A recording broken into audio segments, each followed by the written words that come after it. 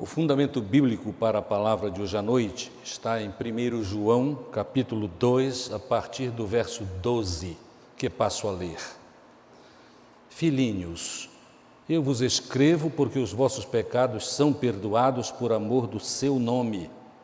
Pais, eu vos escrevo porque conheceis aquele que é desde o princípio. Jovens, eu vos escrevo porque vencestes o maligno. Crianças, eu vos escrevi porque conheceis o Pai. Pais, eu vos escrevi porque conheceis aquele que é desde o princípio. Jovens, eu vos escrevi porque sois fortes e a palavra de Deus permanece em vós e já vencestes o maligno. Não ameis o mundo, nem o que nele há. Se alguém ama o mundo, o amor do Pai não está nele. Porque tudo que há no mundo, o desejo da carne, o desejo dos olhos e o orgulho dos bens, não vem do Pai, mas sim do mundo. Ora, o mundo passa, bem como os seus desejos, mas aquele que faz a vontade de Deus permanece para sempre. Que Deus abençoe a sua palavra. Esta carta foi escrita pelo apóstolo João, que é chamado o apóstolo do amor. E ele escreveu para fortalecer os crentes e confirmar a fé em Cristo, pois naquele tempo os que receberam esta carta estavam sendo confrontados com heresias diversas, mas especialmente a heresia gnóstica, que negava a possibilidade de Deus abençoar os homens. Eles também afirmavam que não há nenhum sentido em dizer que o homem peca e pode fazer algo pelo seu pecado, porque matéria e espírito não comungam, não se relacionam. É interessante que no desejo sincero de termos uma vida vitoriosa, nós entendamos e apliquemos o ensino deste texto para a nossa vida. Eu prefiro e eu acho interessante chamar este texto de advertência preciosa. E como precisamos desta advertência? Porque em todos os tempos e também no nosso tempo, há heresias que procuram nos tirar do bom caminho do Senhor. A primeira parte que quero tratar com os irmãos é sobre para quem João escreveu especificamente esta carta. Os estudiosos do Novo Testamento concordam, e devemos concordar também, que estes grupos aos quais esta carta está sendo dirigida, especialmente neste capítulo, de fato não são grupos de faixas etárias, mas são, na verdade, a apresentação simbólica de níveis de maturidade espiritual. E nós devemos pensar assim, porque estes filhinhos, que é uma expressão relacionada aos recém-nascidos, não pode receber toda esta orientação, perdoados são os vossos pecados, se nós pensássemos só que são pessoas recém-nascidas, porque estas ainda não têm entendimento de quem é Deus, como Ele se manifestou e como a pessoa, no caso um recém-nascido, pode entrar em contato e pedir perdão por seus pecados. O nosso entendimento da natureza da nossa experiência com Deus não nos permite dizer que João está de fato se dirigindo aos recém-nascidos. A palavra usada na língua grega para filhinhos aqui é a palavra para um homem, um ser humano recém-nascido. Então, recém-nascidos aqui, a palavra é teknion, tem a ver com os iniciantes na experiência de fé cristã, os bebês em Jesus Cristo, que têm desde o início, quando aceitaram Jesus como Salvador, grande potencial para o seu crescimento. Esta expressão filhinhos, então, tem a ver com um crente novo. Esse novo, na fé ainda imaturo, mas com todas as possibilidades de crescimento, especialmente na medida em que, reconhecendo a Bíblia, Reconhecendo a palavra de Deus, ele aprende e continua a se inteirar das verdades e aplicar as verdades do Senhor na sua vida. Naturalmente, o que devemos entender e precisamos entender desde o início da nossa experiência com Cristo é que os nossos pecados foram perdoados. Os nossos pecados não voltam para nos prejudicar. A nossa culpa foi resolvida.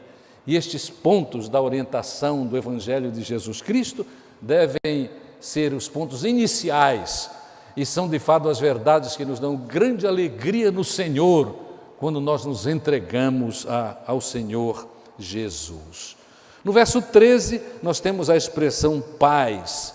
Pais aqui é representação dos crentes mais maduros, que conheceram há algum tempo o Senhor Jesus e continuam buscando conhecimento cada vez maior de Deus, naturalmente pelo canal que é a própria palavra de Deus e a entrega ao Espírito de Deus, que transmite mensagens especiais calcadas nas Escrituras para o crescimento dos fiéis a Jesus.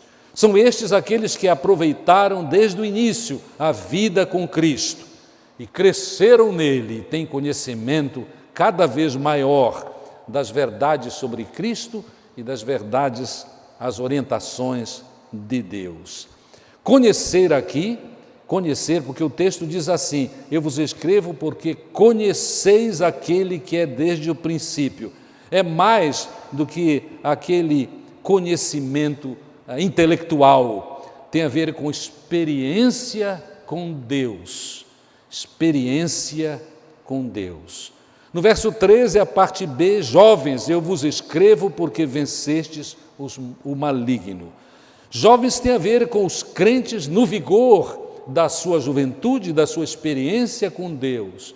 E sabemos que o tempo da juventude é um tempo extremamente exigente, porque podemos dizer que as decisões mais importantes da vida são tomadas neste tempo da vida. Então os desafios são enormes. O texto diz que estes jovens, estes que têm uma experiência mediana, mas que têm interesse em cumprir a vontade de Deus em suas vidas, o texto diz: já venceram o maligno. O inimigo das nossas vidas, devemos lembrar, não é o outro semelhante nosso. O inimigo das nossas vidas é Satanás. E nós podemos perguntar assim: como é que estes jovens, que é uma expressão a respeito daqueles de experiência mediana, mas realmente algumas pessoas que ainda estão no período da juventude, estão atacados por Satanás e têm a experiência de decisões importantíssimas da vida, como é que nós podemos saber que eles venceram o maligno?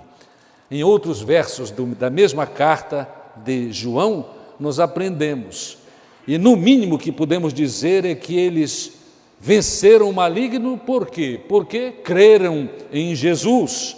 Eles venceram porque creram em Jesus e amam o Senhor Jesus, e porque amam o Senhor Jesus, procuram, com a ajuda do Espírito Santo, guardar os mandamentos.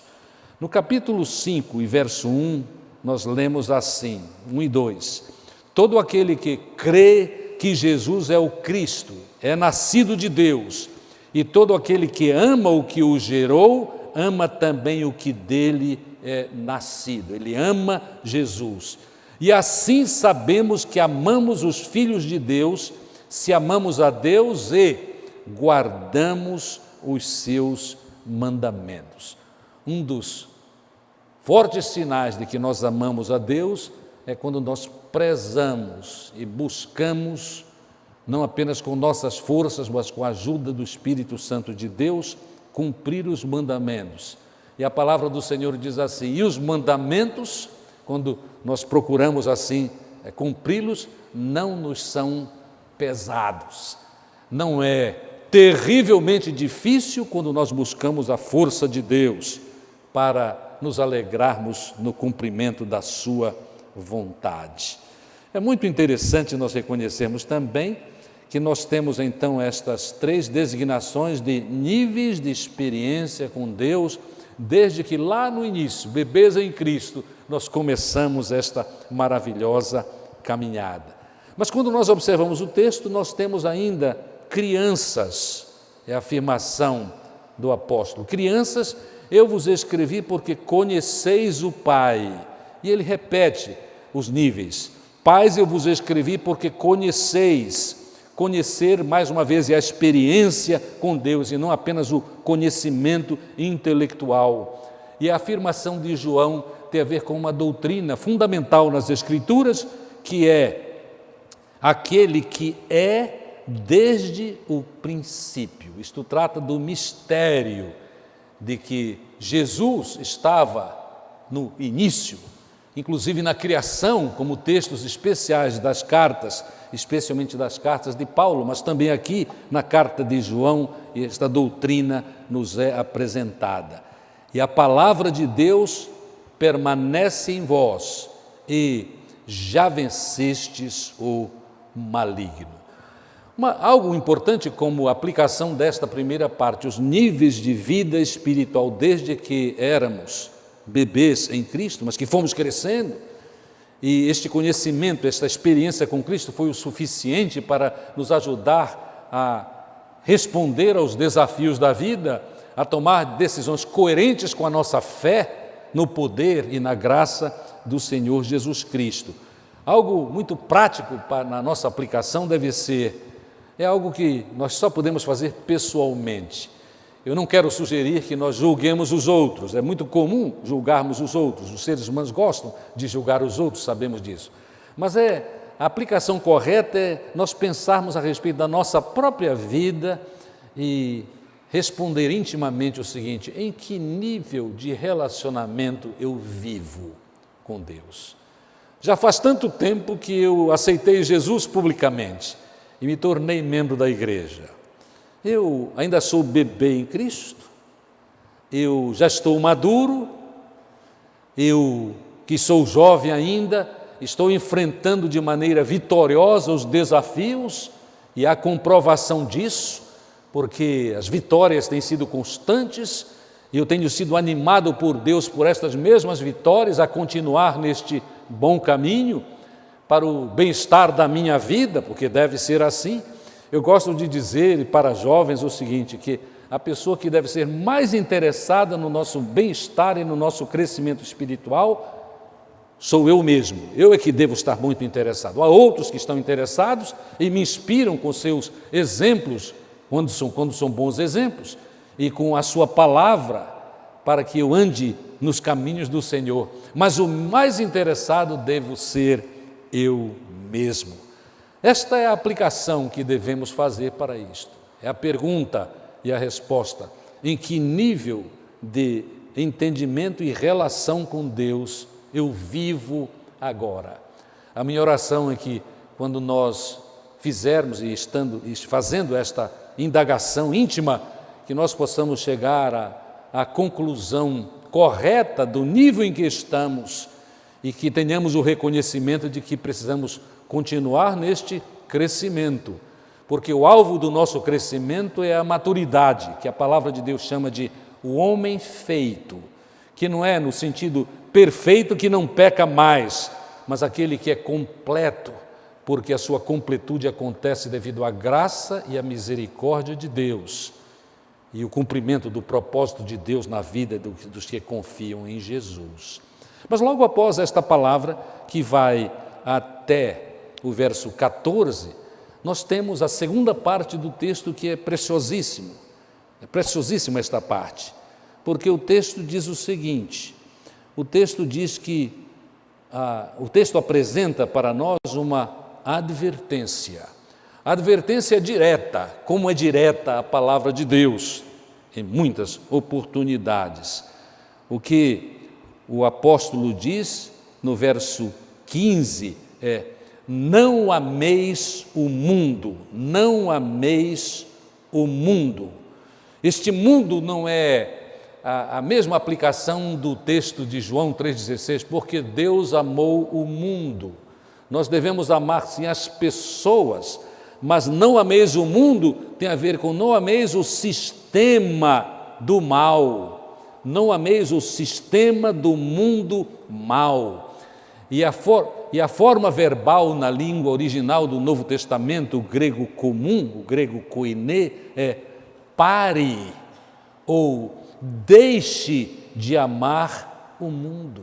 Isso está no imperativo, que quer dizer é uma ordem, não é uma sugestão de Deus por meio do apóstolo João, é uma ordem, Se o estilo, o modo de viver, o meu modo de viver ainda tem tudo a ver com o sistema deste mundo sem Deus, a minha experiência com Deus até aqui tem sido fantasia e não uma realidade. E, amados, este abandonar os meios, os modos do mundo, viver conforme o sistema do mundo, é impossível experimentar, a não ser que amemos a Deus e permitamos que o seu poder, pelo Espírito, transforme a nossa vida. O verdadeiro discípulo de Jesus Cristo, de fato, não vive amando os modos e posturas do mundo, o sistema do mal, que é tão evidente no mundo sem Deus. Não é necessário meditar muito a respeito disso. Há uma enorme diferença entre os caminhos do mundo e os caminhos que Deus quer para a nossa vida. E a orientação é muito clara, e neste texto é necessário a interpretação coerente de 3 coisas distintas que são ditas a partir do verso 16. Porque tudo que há no mundo, aí vão ser citadas as 3 coisas: o desejo da carne, o desejo dos olhos e o orgulho dos bens, não vem do Pai, mas sim do mundo. É interessante nós dar tudo que há no mundo, e João coloca nestas 3 afirmações já citadas, 3 afirmações, sendo a primeira delas o desejo da carne, Estes são os desejos nocivos. A palavra grega é formada praticamente de 2 palavras, a epi, porque a palavra é epitomia, para desejos da carne. Este epi, onde aparece na língua grega do Novo Testamento, significa algo intenso, mostra a intensidade deste acontecimento. E tumia tem a ver com paixão intensa, que tem a ver com desejo desordenado, desejo prejudicial. Prejudicial porque quando nós temos este desejo da carne tem a ver com a natureza humana ainda em pecado, ou outra natureza que ainda temos, porque temos a natureza divina, segundo as Escrituras, mas a natureza humana permanece conosco. O pastor Frederico Orr, muitas vezes pregando lá na igreja que ele liderou por tanto tempo aqui em Manaus, ele dizia: não se enganem, irmãos, eu não sou perfeito, a carne ainda tem algum poder em mim e eu preciso do poder de Deus e do amor dos irmãos para continuar vencendo a carne. Ele queria dizer, continuar vencendo a velha natureza. Hoje de manhã eu falei sobre o velho homem, representa esta natureza má, o desejo da carne, Então este desejo desordenado, intenso, que leva aquele que pratica este mau desejo à escravidão, a ser dominado e a ter incapacidade de vencer o maligno. Para muitos, lamentavelmente, este desejo da carne é constante na sua vida. Esta paixão tem a ver com o foco nas coisas que apelam para, o que eu vinha dizendo, a velha natureza, e levam o ser humano a desobedecer a Deus e a desobedecer os mandamentos de Deus. Há um verso relacionado a esta realidade em Judas, que não tem capítulos, tem apenas versículos. No verso 16 há uma ilustração desta entrega aos desejos da carne. Tais homens vivem a reclamar e a se queixar. Observem aqui, dominados por seus próprios desejos, poderia ter sido classificado de maus desejos. A sua boca profere coisas muito arrogantes, adulando pessoas por interesse. Estes, verso 19, são os que causam divisões, vivem conforme suas tendências naturais. E ele afirma algo corajosamente: estes não têm o Espírito de Deus. A razão é porque, se tivessem o Espírito de Deus, as práticas seriam outras. Eles dariam o fruto do Espírito, conforme Gálatas 5, a partir do verso 22. Então, o desejo da carne domina muitas vezes completamente a pessoa que cai nesta fraqueza. Todos nós somos passíveis de queda se nos descurarmos, de acompanhar muito de perto, de participar muito de perto da vontade de Deus para a nossa vida. Nós podemos dar exemplo de alguém que passa por este tremendo e terrível e escravizante desejo da carne, quando alguém busca apenas as riquezas materiais e tem um desejo tão grande de adquirir riquezas que aquilo é o foco principal da sua vida. Quando o apóstolo Paulo escreveu a Timóteo, ele lembrou Timóteo a respeito disto. Tanto é que nós podemos ler em 1 Timóteo, no capítulo 6 e no verso 10, a seguinte palavra: porque o amor, a ideia intenso amor ao dinheiro, é a raiz de todos os males, e por causa dessa cobiça, deste mau desejo da cobiça, alguns se desviaram da fé e se torturaram com muitas dores. Quando eu penso a respeito desses que têm amor ao dinheiro, vem à minha mente um quadro ainda da minha infância, na figura de um que era chamado Tio Patinhas, que de fato tudo o que fazia era contar dinheiro, não cuidava de seus sobrinhos, não cuidava, portanto, dos seus relacionamentos. E naturalmente podíamos pensar, não cuidava de nada mais, a não ser dinheiro, contar dinheiro. E o triste é que quando eu penso em Tio Patinhas, eu penso em algumas figuras, de fato que conheci e que ainda conheço, que de fato têm este desejo da carne tão intenso, que só o que fazem, porque bem-sucedidos economicamente e financeiramente, é contar dinheiro. Tem gente assim no mundo, irmãos. Este a quem me refiro, e que Deus o abençoe com uma transformação enquanto há tempo, porque vivo ainda está, isto é o que eu conheço dele. Eu sempre que o encontrei contando dinheiro. E eu sei que ele não tem prazer nenhum na vida, a não ser, se é prazer, contar dinheiro. Não tem tempo para a família, não tem tempo para os outros, não tem tempo para um lazer digno, porque o que ele faz é contar dinheiro. Eu devo parar por aqui porque eu não desejo identificá-lo. E ele não está longe de nós.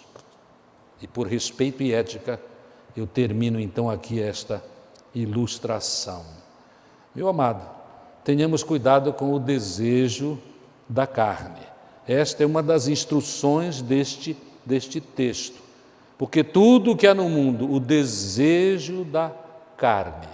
Mas aí nós podemos pensar que este desejo da carne é alimentado pelo segundo problema apresentado neste texto, pelo desejo dos olhos. Olhos, oftalmos, olhos, oftalmologia, os que cuidam dos olhos. É o olho que nos leva a ver, nos ajuda e nos leva a perceber e ser influenciado pelo mundo. Se o que temos, aquilo em que temos prazer de observar, nos leva a maus desejos, nós entendemos bem o que isto quer dizer. E, amados, as coisas que nós gostamos de ver sempre revelarão o nosso estado espiritual. Estado espiritual. E a pergunta de aplicação é: a que nos aplicamos? A ver. O que vemos nos influencia poderosamente.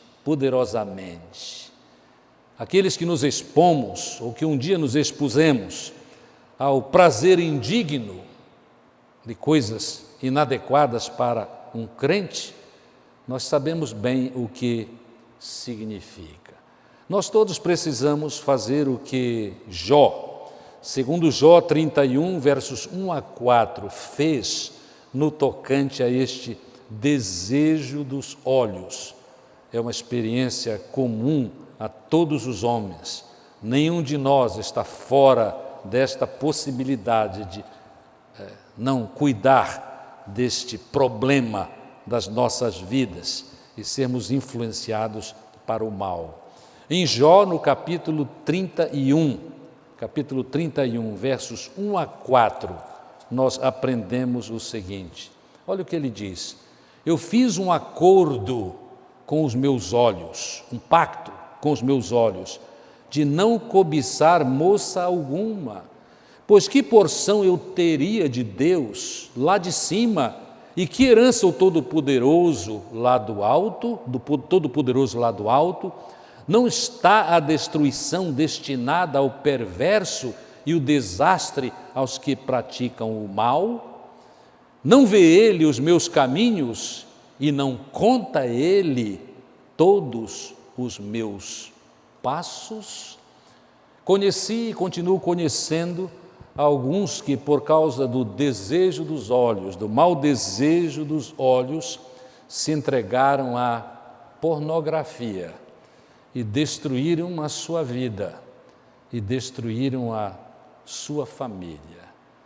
Quase todos os meses nós temos a notícia de mais um grupo de pessoas no Brasil ou no mundo que de fato caiu neste desejo dos olhos. E por causa das coisas a que aplicavam os seus olhos, a pornografia, tiveram as suas vidas destruídas. E se não estão presos ainda, estão sendo processados. E entre eles, pessoas dos altos níveis sociais de seus países. E alguns deles, como sabemos, no Brasil.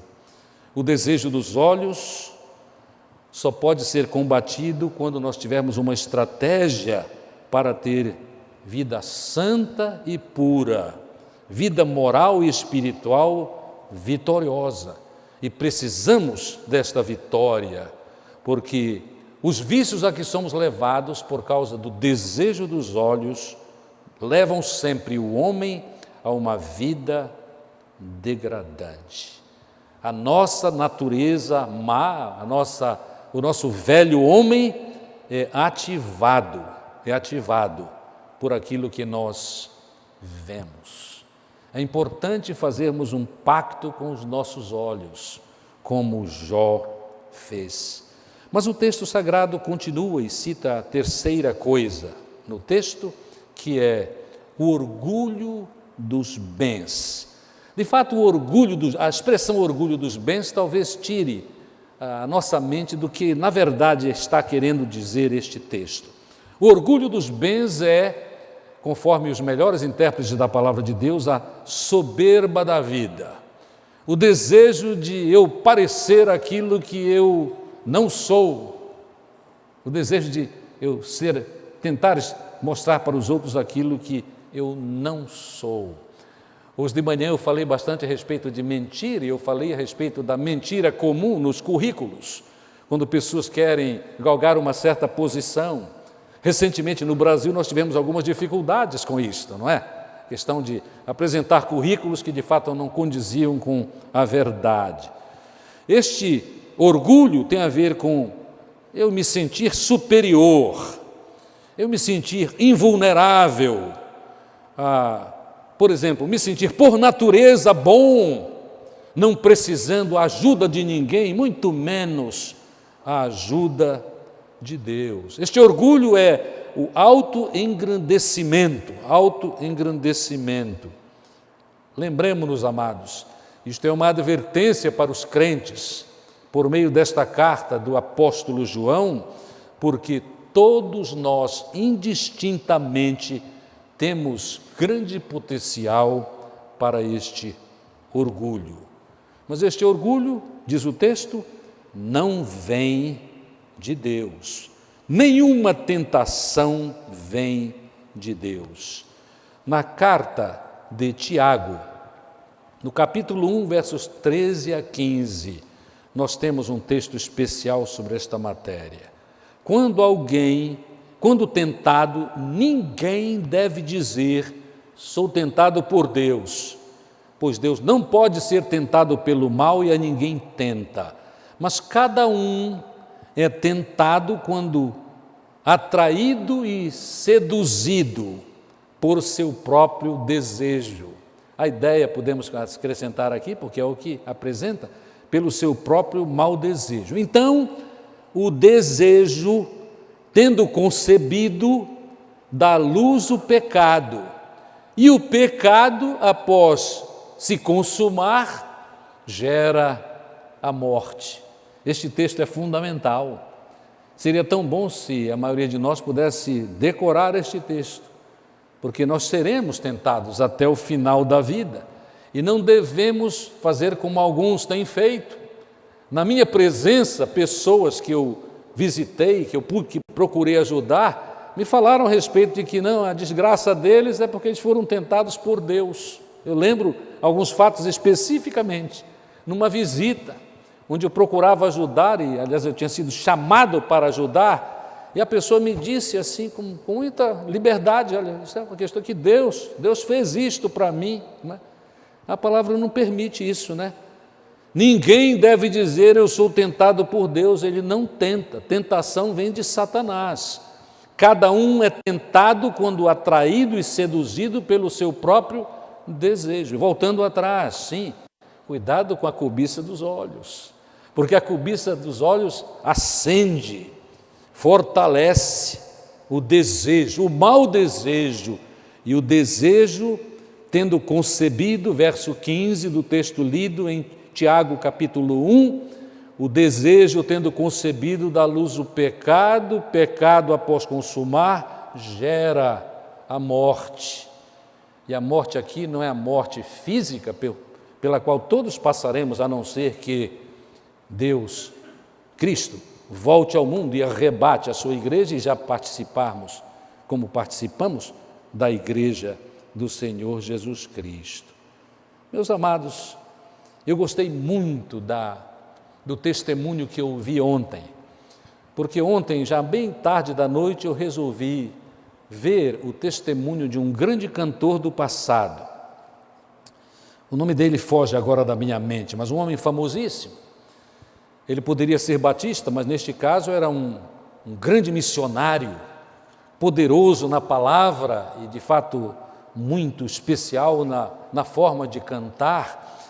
E por muitos anos ele foi tão maravilhoso, tão fiel, pregou o evangelho a literalmente milhares, quem sabe milhões de pessoas, por causa das facilidades da comunicação moderna. Mas ele caiu, e ele caiu por causa de pecados sexuais, e ele foi então chamado amorosamente à presença de toda a liderança da sua denominação, Assembleia de Deus, e perante toda a denominação, de uma maneira direta, sensata e própria, ele, um a um, os grupos que eram e são muito significativos na vida dele, pois ele está vivo até agora, ele confessou o seu pecado e pediu perdão, a começar pela sua própria esposa e seu próprio filho, sua própria filha, seu genro, e depois os líderes da sua igreja. E ele dizia assim: eu sou o culpado por ter me desencaminhado da obra e dos cuidados do Senhor, e eu peço a misericórdia de Deus, e a misericórdia dos irmãos. Este texto é preciosíssimo para nós, porque nós não éramos pecadores, nós ainda somos pecadores, apesar de redimidos pelo poder de Deus, pelo sangue de Jesus Cristo. E, amados, nós precisamos nos manter alertas para estas três possibilidades na vida humana: o desejo da carne, o desejo dos olhos e o orgulho dos bens. E devemos levar isto a sério, porque o verso 17, mais uma vez, quer confirmar esta mensagem nos nossos corações, quando o apóstolo afirma assim: ora, meus irmãos, o mundo passa e também os seus desejos, mas aquele que faz a vontade de Deus permanece para sempre. O mundo passa, o mundo passa. Nós já sabemos que isto é verdade? Devemos saber. Há um texto das Escrituras, em 2 Pedro, no capítulo 3, versos 9 a 11, que nos lembra exatamente isso. Pois o texto afirma assim: ora, o Senhor Jesus não retarda a sua promessa, apesar de que alguns a considerem demorada, mas Ele é paciente convosco e não quer que ninguém pereça, mas que todos venham a se arrepender. Contudo, o dia do Senhor virá como ladrão, no qual os céus passarão com grande estrondo e os elementos queimando se dissolverão, e a terra e as obras que nela há serão descobertas. À luz disso, se todas essas coisas serão assim destruídas, que tipo de pessoas deveis ser? Pessoas que vivem em santidade e piedade. Piedade é vida segundo Deus, aguardando e esperando ansiosamente a vinda do Filho do dia de Deus. Por causa desse dia, os céus se dissolverão pelo fogo e os elementos ardendo derreterão. Nós, porém, segundo a sua promessa, aguardamos novos céus e nova terra, nos quais habita a justiça. Por isso, meus amados, enquanto aguardais essas coisas, esforçai-vos para que sejais achados em paz por Ele, imaculados e irrepreensíveis. Que privilégio nosso ser lembrados destas verdades. Isso é verdade. Na igreja há níveis espirituais. Os servos do Senhor têm níveis espirituais diferentes. Depende do tempo e da qualidade da experiência que temos, daquilo que temos experimentado com o Senhor Jesus. Mas a palavra de alerta nos é dada, e por causa do poder que Deus tem sobre nós, nós devemos pedir a Ele que, tendo misericórdia de nós, nos ajude a reconhecer aquilo que devemos evitar. Precisamos reconhecer que há poder para vencermos as tentações. Graças a Deus pelas vitórias que temos alcançado e graças à misericórdia de Deus por aquelas que continuaremos a vencer, para a glorificação do seu nome e para que possamos ser veículos da graça e da misericórdia de Deus na vida daqueles que ainda estão agora mesmo vivendo segundo o mundo. Portanto, ainda que eles não reconheçam, sofrendo, escravizados por seu pecado. Que Deus nos ajude, fortaleça e abençoe. Amém. Amém.